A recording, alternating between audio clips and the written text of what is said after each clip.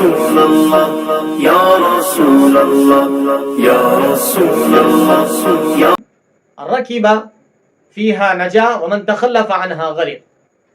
حضور پاک صلی اللہ علیہ وسلم نے اپنے اہل بیت اطہار کی مثال دیتے ہوئے ارشاد فرمایا میرے اہل بیت اطہار کی مثال ایسی ہے جیسے کہ سفینہ نوح علیہ السلام کی کشتی، فمن رکب فیہا جو کوئی اس کشتی میں سوار ہوا نجا نجات پا گیا۔ جب نوح علیہ السلام کے زمانے میں طوفان آیا تو جو اس میں بیٹھے وہ محفوظ رہ گئے، جو کشتی میں نہیں بیٹھے وہ غرق ہو گئے، ڈوب گئے۔ تو حضور فرماتے ہیں میرے اہل بیت اطہار کی مثال ایسی ہی ہے سفینہ نوح کی طرح، یعنی جو میرے اہل بیت اطہار کی محبت میں سوار ہو گیا وہ نجات پا گیا، اور ومن تخلف عنہا اور جو کوئی اس سے پیچھے رہ گیا ہے کشتی نوح سے، یعنی اہل بیت اطہار سے جو کوئی ان کی محبت سے جس کا دل خالی ہے، غرق، تو وہ ہلاک ہو گیا، وہ تباہ ہو جائے گا، وہ ڈوب جائے گا۔ تو حضور پاک صلی اللہ علیہ وسلم نے اہل بیت اطہار کی محبت کو نجات فرمایا ہے، اور اہل بیت اطہار سے عداوت کو اور دشمنی کو ہلاکت اور غرق ہونے سے تشبیہ فرمائی ہے۔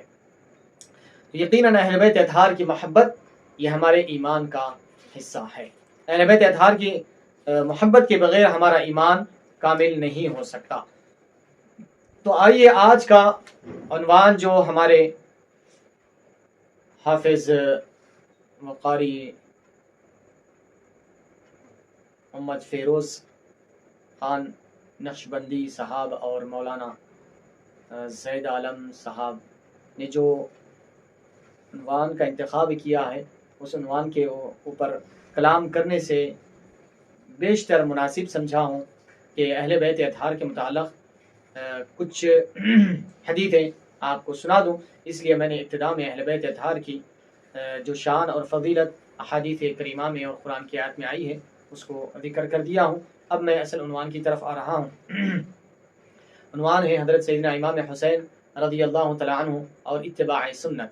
یعنی حضور پاک صلی اللہ علیہ وسلم کی سنت کی اتباع امام حسین رضی اللہ تعالیٰ عنہ کی حیات طیبہ میں۔ یہ عنوان ہی ایسا ہے کہ امام حسین رضی اللہ تعالیٰ عنہ کی ذات گرامی جہاں پر ظاہری طور پر حضور پاک صلی اللہ علیہ وسلم سے آپ مشابہت رکھتے ہیں، وہیں پر آپ اپنی زندگی میں، اپنے اخلاق میں، اپنے کردار میں، اپنے اعمال میں، اپنے اطوار میں، اپنے عادات میں، اپنے سخاوت میں اور اپنی عبادت میں حضور پاک صلی اللہ علیہ وسلم کی کامل اتباع کا نمونہ نظر آتے ہیں سیدنا امام حسین رضی اللہ تعالی عنہ۔ اسی لیے حضرت سیدنا ابو بکر صدیق رضی اللہ تعالیٰ عنہ ایک دفعہ گزر رہے تھے، ساتھ میں حضرت علی رضی اللہ تعالیٰ عنہ بھی موجود تھے۔ تو حضرت سیدنا ابو بکر صدیق رضی اللہ تعالیٰ عنہ نے فرمایا اے علی، یہ تمہارے دونوں بیٹے، یہ تمہارے بیٹے، یہ بیٹے تو تمہارے ہیں لیکن لگتے تو حضور جیسے ہیں۔ یہ بیٹے تو تمہارے ہیں لیکن یہ صورت و شباہت سے حضور کے جیسے لگتے ہیں۔ یہ کیا پیار اور محبت بھرا انداز ہے سیدنا ابو بکر صدیق رضی اللہ تعالیٰ عنہ کا۔ آپ فرماتے ہیں علی، یہ بیٹے تو تمہارے ہیں لگتے تو حضور جیسے ہیں۔ تو یہ صورت و شباہت میں اور ظاہری جسم کے اعتبار سے حضور پاک صلی اللہ علیہ وسلم سے مشابہت رکھتے ہیں، تو وہیں پر اپنے اخلاق، عادات، اطوار، اپنے معاملات، عبادات، ریاضات، مجاہدات میں بھی حضور پاک صلی اللہ علیہ وسلم کا کامل نمونہ آپ کی زندگی میں ملتا ہے۔ کیونکہ آج عنوان وہ ہے تو اس عنوان کے مطابق میں بولنے کی کوشش کروں گا، ورنہ آپ کے اگر میں فضائل ہی سناتا امام حسین رضی اللہ تعالیٰ عنہ کے تو اسی کے لیے 1 گھنٹے سے زیادہ ہو جاتا، بلکہ اس سے زیادہ بھی وقت ہو سکتا تھا۔ آپ کے فضائل سے قرآن و حدیث بھرے پڑے ہیں سیدنا امام حسین رضی اللہ تعالیٰ عنہ کے۔ تو مختصر کیوں نہ عرض کر دوں کہ امام حسین رضی اللہ تعالیٰ عنہ کا ابتدائی چیزیں آپ کے حالات بیان کر کے آپ کے کچھ فضائل حدیث پاک میں جو آئے ہیں اس کو ذکر کر کے میں آپ کی کامل اتباع کا نمونہ آپ کے سامنے پیش کرنے کی کوشش کروں گا۔ حضرت سیدنا امام حسین رضی اللہ تعالیٰ عنہ، امام حسن رضی اللہ تعالیٰ عنہ کے 11 ماہ کے بعد آپ تولد ہوئے۔ 11 مہینے کے بعد حضرت سیدنا امام حسین رضی اللہ تعالیٰ عنہ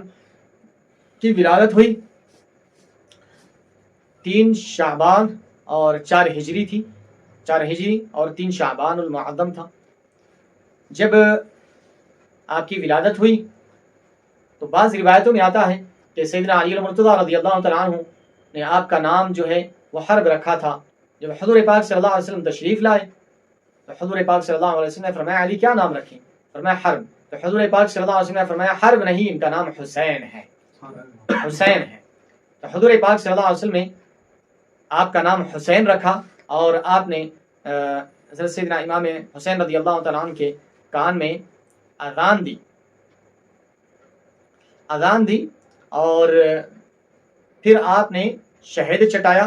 امام حسین رضی اللہ تعالیٰ عنہ کو، اور ان کے منہ میں اپنی زبان مبارک داخل فرما کے اپنا لعاب بھی چٹایا حضرت سیدنا امام حسین رضی اللہ تعالی عنہ کو. اب اسی سے جو مسلمان جو بچے کی ولادت کے بعد میٹھا شہد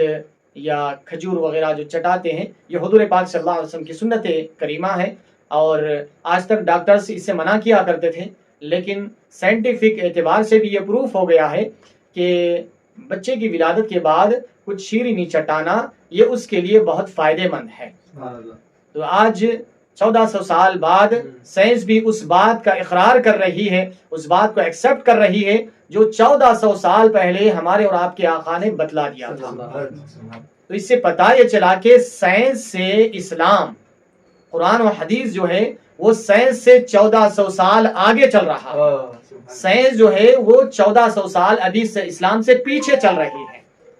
تو اس سے آپ اندازہ کر سکتے ہیں کہ آج ہم سائنس کے پیچھے جا رہے ہیں. سائنس پہلے سے آلریڈی وہ 1400 سال پیچھے چل رہی ہے. ہم پیچھے چلنے والی کے پیچھے جانے کے بجائے عقل مندی اس بات میں ہے کہ جو 1400 سال آگے چل رہی ہے جو چیز، اس کو ہم فالو کریں تو یہ ہمارے لیے دنیا اور آخرت کے اعتبار سے بہتر ہوگا. شاید میں سمجھتا ہوں کہ میری بات سمجھ میں آئی ہوگی، کیونکہ ہم سائنس تحقیق کر کے آج یہ زمانے پر پہنچے ہیں کہ جو 1400 سال پہلے ہمارے نبی نے بتایا تھا کہ بچے کی ولادت کے بعد اسے شیرینی میٹھا چٹانا چاہیے، لیکن بعد میں سائنس آئی، اس کو وہ پہلے تو ریجیکٹ کر دیا گیا، یہ صحیح نہیں ہے، بچے کے لیے نقصان دہ ہے، اللہ ہے فلاں ہے، ڈاکٹرز منع کرتے رہے. لیکن پھر اس کے اوپر تحقیق کی گئی، ریسرچ کیا گیا، تو اب سائنسدانوں کی اب آنکھ کھلے، یقیناً یہ فائدہ مند ہے. تو الغرض سائنس اگر اسلام کی تعلیمات سے موافقت کرتی ہے تو وہاں پر سائنس کو اختیار کیا جا سکتا ہے، لیکن جہاں پر قرآن و حدیث کی مخالفت کرتی ہوئی سائنس نظر آتی ہے تو وہاں پر ہم سائنس کو بھی ایکسیپٹ نہیں کریں گے، اسلام کو ترجیح دیں گے اور سائنس کو ریجیکٹ کر دیں گے. تو الغرض حضور پاک صلی اللہ علیہ وسلم نے شہد چٹایا اور اپنی زبان مبارک امام حسین رضی اللہ تعالیٰ عنہ کے منہ میں داخل فرما کے اپنا لعاب امام حسین رضی اللہ تعالیٰ عنہ کے منہ میں داخل فرمایا. پھر اس کے بعد آپ نے عقیقہ کرنے کا حکم دیا، عقیقہ کرنے کا حکم دیا اور بال نکالنے کا حکم دیا اور بالوں کے برابر چاندی خیرات کرنے کا حکم دیا، جو کہ اس پر عمل کیا گیا. آپ کا عقیقہ کیا گیا اور ہم بالوں کے ہم وزن چاندی خیرات کی گئی، صدقہ کیا گیا. یہاں پر ایک بات عرض کر دوں کہ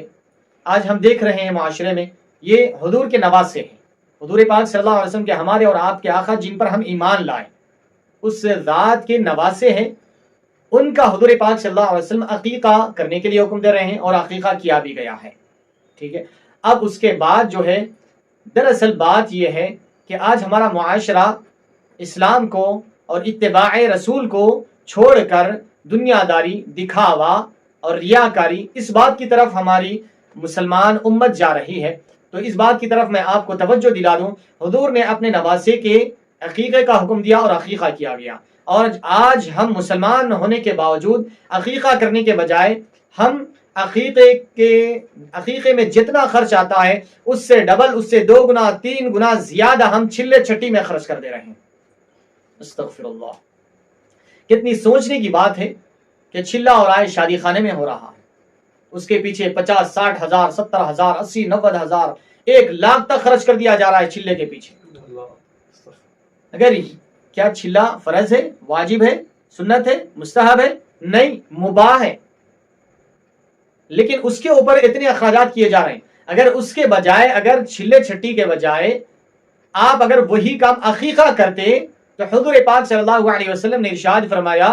کہ جس کا عقیقہ کیا جاتا ہے اس کی جان اس جانور کے عوض محفوظ ہو جاتی ہے. یعنی اس جان کے بدلے میں جو جانور کو ذبح کیا جاتا ہے یہ اس کی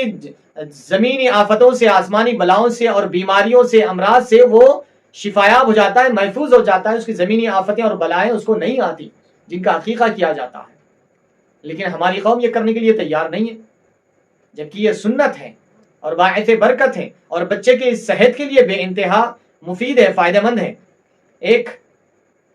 ہمارے بہت ہی قریبی، بہت عزیز ہے، ان کے ہاں لڑکے کی ولادت ہوئی اور وہ 7ویں مہینے یا 8ویں مہینے میں ایسا کچھ مہینے میں ہوئی، جس کے بارے میں ڈاکٹرز کا یہ کہنا ہے کہ شاید 8واں مہینہ ہوگا. تو اس مہینے میں بچہ جو ہے پھر دوبارہ اس کا جو ہے کیا بولتے ہیں تخلیق ہوتی ہے یا ماڈیفائی ہوتا ہے یا کچھ اس طریقے سے اعضاء اس کے پھر دوبارہ بنتے ہیں، یہ کچھ عمل ہوتا ہے. تو ڈاکٹرز کہتے ہیں کہ یہ جو 8ویں مہینے میں جو بچے ہوتے ہیں وہ لاکھوں میں ایک بچہ بچتا، نہیں بچتے بچے. اگر ولادت بھی ہو گئی تو بہت کم عرصے میں انتقال ہو جاتا. تو جیسے ہی معلوم ہوا کہ یہ وقت میں، یہ حالات میں جو ہے ولادت ہوئی ہے، تو بہت ڈاکٹرز نے بھی بہت ڈرا دیا. کرے ڈاکٹرز کا جو ان کا ایکسپیرینس ہے، تجربہ ہے، انہوں نے اس کو بیان کیا کہ یہ مہینے میں پیدا ہونے والے بچے عموماً اکثر نہیں بچتے، لاکھوں میں ایک آدھ بچہ بچتا ہے. تو الغرض ایسا جب محلے کے ایک بزرگ بہت ہی عظیم شخصیت تھی، ان کے سامنے ایسا کہا گیا کہ ڈاکٹر ایسا ایسا کہہ رہے ہیں، تو ان کی زبان سے پہلا جملہ یہ نکلا کہ فوراً بچے کا عقیقہ کر دو، فوراً بچے کا عقیقہ کر دو. یا رسول اللہ یا رسول اللہ یا رسول اللہ یا